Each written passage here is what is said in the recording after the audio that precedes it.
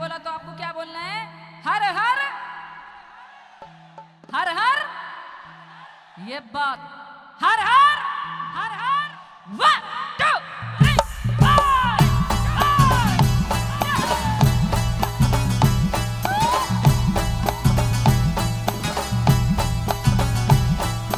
सुन महादेवा हो,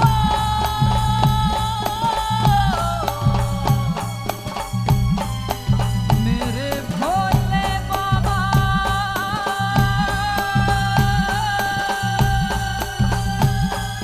सुन महादेवा, हर हर महादेव।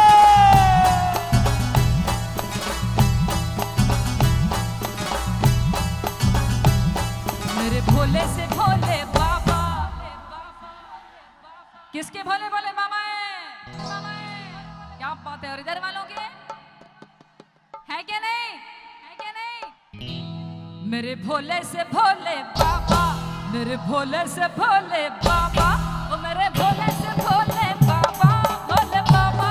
मेरे भोले से भोले बाबा, मेरे भोले से भोले बाबा, मेरे भोले से भोले बाबा, भोले बाबा, मेरे भोले से भोले बाबा, मेरे भोले से भोले बाबा। वो साउंड वालों के पास से थोड़ा थोड़ा हट जाएं, ठीक है? अगर ये बंद हो गया तो हमारी आवाज तक पहुंच नहीं पाएगी आप तक। कुछ बोल रहे हैं आप? अच्छा, इधर इधर, ओके। इधर से थोड़ा सा हट जाइए आप लोग।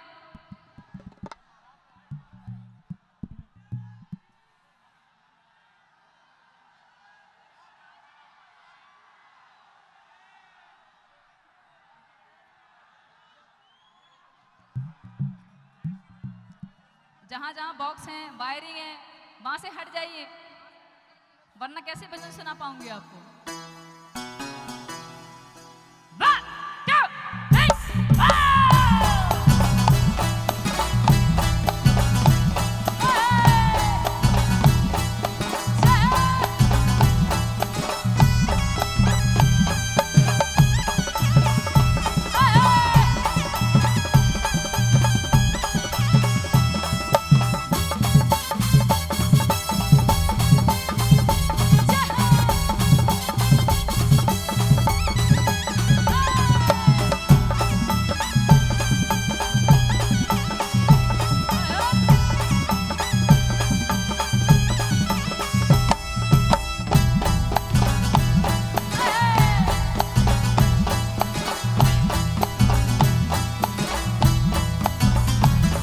मेरे भोले से भोले बाबा, मेरे भोले से भोले बाबा, ओ मेरे भोले से भोले बाबा, भोले बाबा। मेरे भोले से भोले बाबा, मेरे भोले से भोले बाबा, मेरे भोले से भोले बाबा, भोले बाबा, मेरे भोले से भोले बाबा रे।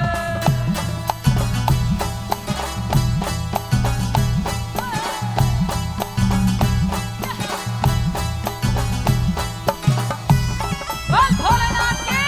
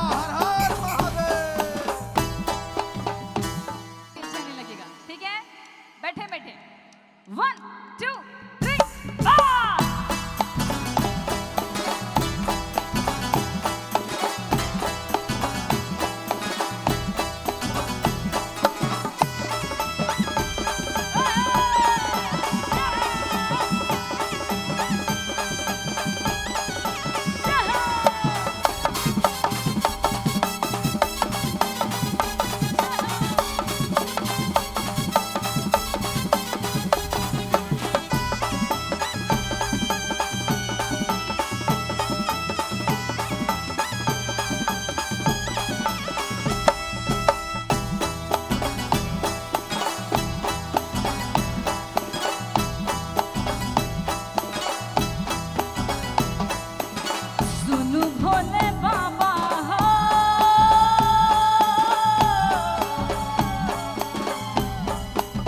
जटा गंगा धारे सुन भोले बाबा। हर हर महादेव।